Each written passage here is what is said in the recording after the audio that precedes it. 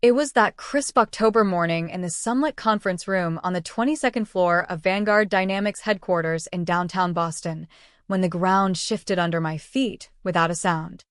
The VP of Operations, a silver-haired man named Richard Harlan, who always smelled faintly of cedar aftershave, stood at the head of the long mahogany table and began clapping slowly. "Everyone, let's give a big round of applause to Brianna Tate. Effective immediately. She's our new Director of Strategic Operations." The room erupted in polite but enthusiastic applause. Colleagues nodded, smiled. Some even whistled softly. Brianna rose gracefully from her seat across from me, her tailored navy blazer catching the light just right, her smile wide and practiced. As people lined up to congratulate her, she made her way toward me through the small crowd. When she was close enough that only I could hear, she leaned in, her voice sweet like artificial vanilla, breath carrying notes of expensive perfume mixed with the faint staleness of reheated office coffee. "Looks like I won. Elena." You're still just background noise." That whisper landed like a cold drop sliding down the back of my neck. For a split second, I was pulled back 3 years to the moment just before everything changed. I didn't react outwardly.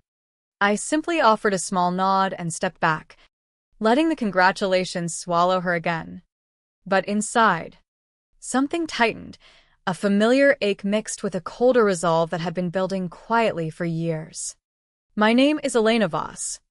For nearly 8 years at Vanguard Dynamics, a mid-sized but ambitious supply chain consulting firm headquartered in Boston with satellite offices in Chicago and Atlanta, I had been the invisible architect behind one of the company's most critical tools.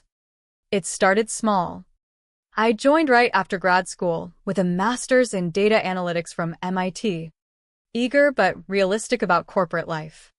My role was senior operations analyst, focused on building predictive risk models for global supply chains. No one noticed the late nights I spent in the half-empty office, the glow of my dual monitors reflecting off the rain-streaked windows overlooking the Charles River.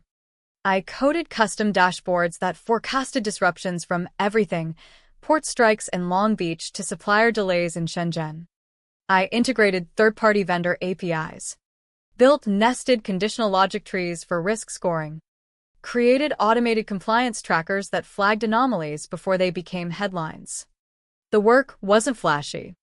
It didn't land you on stage at industry conferences or earn you Innovator of the Year plaques. But it kept the quarterly business reviews from turning into disasters. Clients in manufacturing and retail relied on the accuracy of those models to adjust orders worth millions.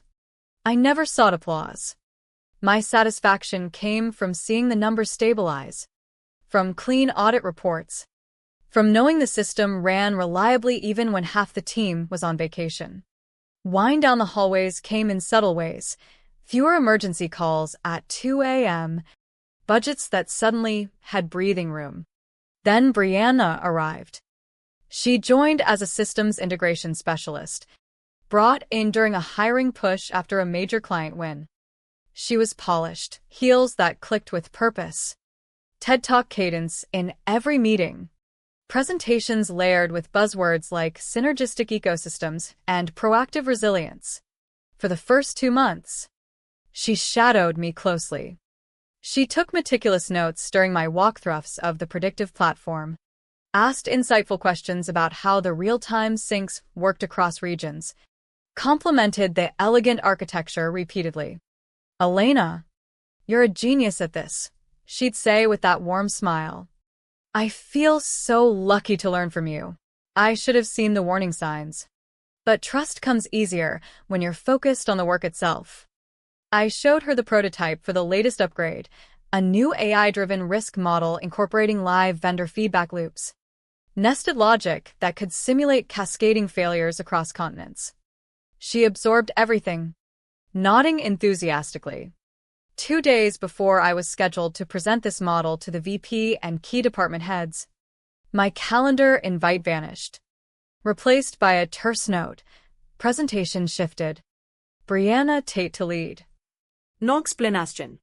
When the day came, I sat in the back of that same conference room, feeling like a spectator at my own burial. Brianna clicked through slide after slide, walking the executives through the predictive risk framework line by line, function by function. She even left in some placeholder region names I'd used during testing: North Test Zone, South Hypothetical Corridor. She hadn't bothered cleaning them up. Yet the VP leaned forward, eyes lighting up. "This is outstanding work, Brianna.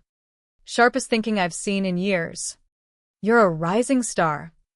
The applause followed again, just like today. I didn't stand up or interrupt. Instead, I quietly opened my laptop under the table and pulled up the version control history, timestamps, my commits, my notes, all there. But no one asked. Brianna blinked once when she noticed me in the corner, her smile faltering for half a second like a glitch. Then she laughed it off smoothly and moved on. That night, alone in my apartment in Cambridge, the weight settled in. The sting wasn't just losing credit, it was the erasure. 3 years of building something real, piece by verified piece, reduced to her late-night brilliance. But here's where the story turns inward.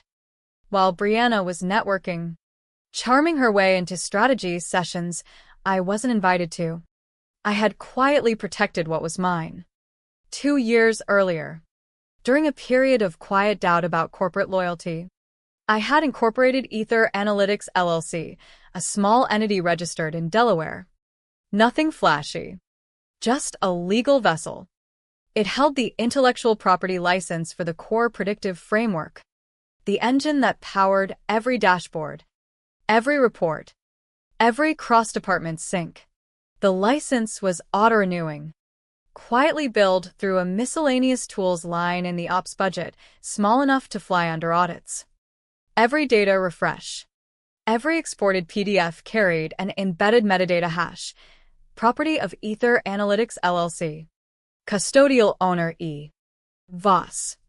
Brianna had dressed up the prototype with polish and buzzwords, but the underlying architecture, the logic that made the data actually dance, was still bound to my keys, my clauses. She never checked the fine print. No one did. As the days after the promotion announcement passed, I watched her settle into her new role, new corner office view of the harbor. Bigger team, speaking slots at industry panels. She practiced her acceptance speech in the elevator mirrors, called family on her commute. But none of that changed the structural truth. Her kingdom rested on borrowed ground, and the lease was mine to enforce. The following weeks carried a strange calm. The kind that precedes a storm when the air pressure drops, but the sky still looks clear. Brianna's promotion announcement faded into routine. She led her first major cross-functional meeting, presenting updated forecasts using her system. He said quietly, Sipping lukewarm mint tea at my desk, watching the ripple effects. Internally, I was patient, not angry. This wasn't revenge in the explosive sense. It was maintenance. Systems require custodians. She had assumed the platform ran itself. I began by making one small, deliberate change late one afternoon. From my personal laptop, logged into the admin portal of Ether Analytics, I revoked the token refresh authorization for her division's instance. No alerts triggered. No dramatic shutdown. Just a silent pending timeout scheduled to take effect in 36 hours. The dashboards would begin failing gradually, reports stalling, syncs dropping, loading screens freezing on her shiny Q4 preview model. The first message arrived at 2:14 p.m. The next day, exactly as predicted. Urgent, dashboard outage in ops reporting. Did anyone make changes? From Brianna. Polite, but edged with urgency. I didn't reply. I reread the subject line slowly, letting the irony settle. No. Brianna. I didn't touch anything recently. I touched everything years ago. What people forget about complex systems is that stability is engineered. Not automatic. The predictive platform relied on precise token intervals, key pair authorizations, vendor API quirks that required UTC timestamp rounding.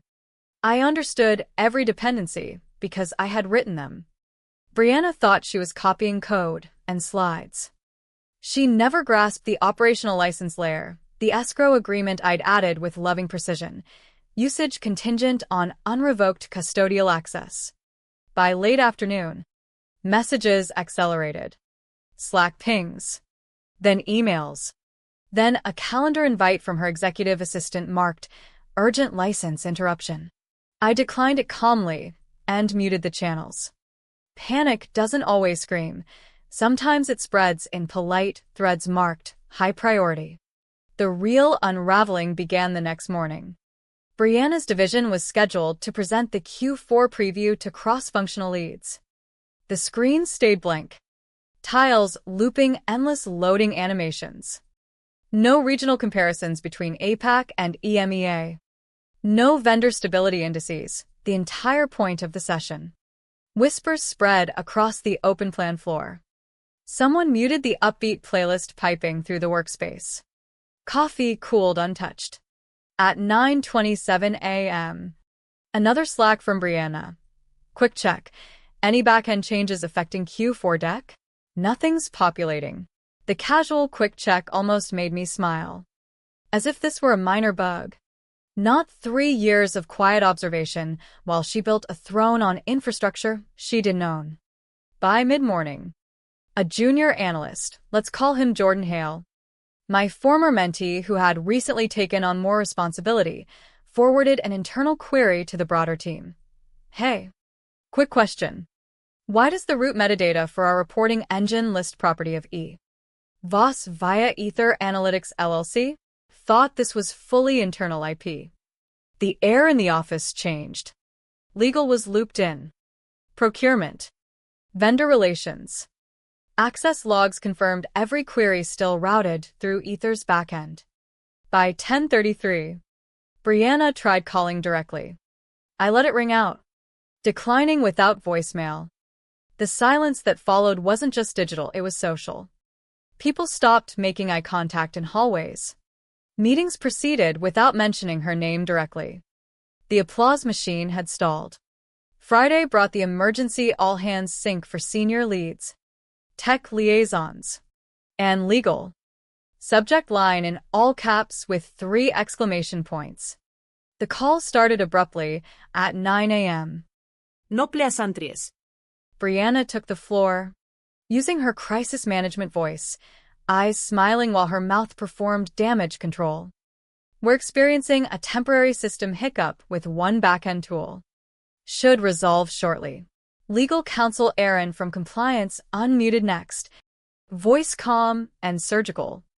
Actually, this isn't a hiccup. It's a contractual issue. The framework was never fully internalized. Licensed from Ether Analytics with no custodial rights transferred. The room's temperature seemed to drop. The new CEO, a sharp Ivy League type with startup energy, leaned in. Did anyone review the terms before scaling this? Faces froze on the video grid.